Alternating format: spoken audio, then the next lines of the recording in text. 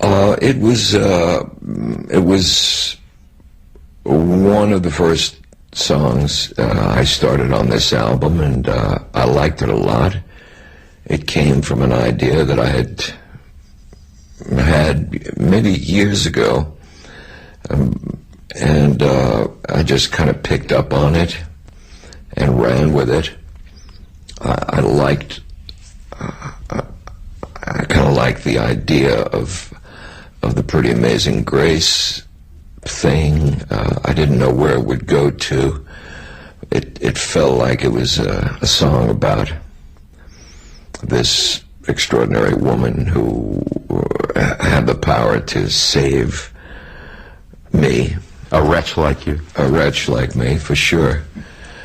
And I did use references to the classic Amazing Grace because I felt it was appropriate, and I tried to use a few of those references, words that were appropriate from the original song. And I just liked it. It was different. It took its own path, and I like the way it turned out. I think it came out pretty good. Beyond that, I don't know too much more about it.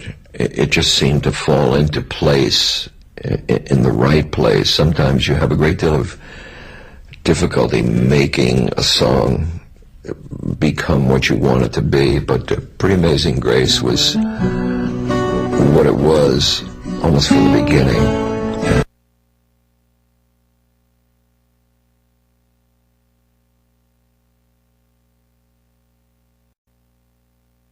Do you feel very blessed that such an important love has come into your life? You know, it's a love the third time round, perhaps. Well, I do feel lucky, although love has presented me with a lot of questions, and it is not a one-sided kind of a thing where you just bliss out and that's all you get, because there are responsibilities and all kinds of things that open up in yourself when you fall in love with somebody. So there's a payment due for what you receive, and it's been the subject of so many of my songs that that payment has to be made. And is it worth it? And is the whole proceeding worth it? You know, love is another form of insanity. It doesn't make sense. It's not rational. There are real good arguments against it, but yet people continue to do it in droves. And I'm one of them. I think of myself as a thoughtful person. I think of myself as a cautious person. But when it comes to love, I'm as much a fool as any other mortal. It's quoted as saying, "I find it quite hard to say I love you, but it's much easier to sing it." Has that changed? Well, it is easier to sing it because you can mask it through a character that you create in the song, and you can make believe that it's not really about you. The truth is, of course, it is about you, maybe not the specifics of that story, but the thrust of the story is you.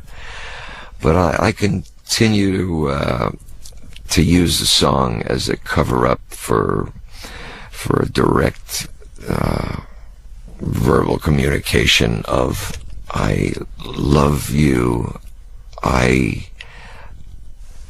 am here at your beck and call. I live, I breathe, I wake each day for you." It is very difficult to say that to somebody's face, maybe fear of being turned down is part of it, maybe.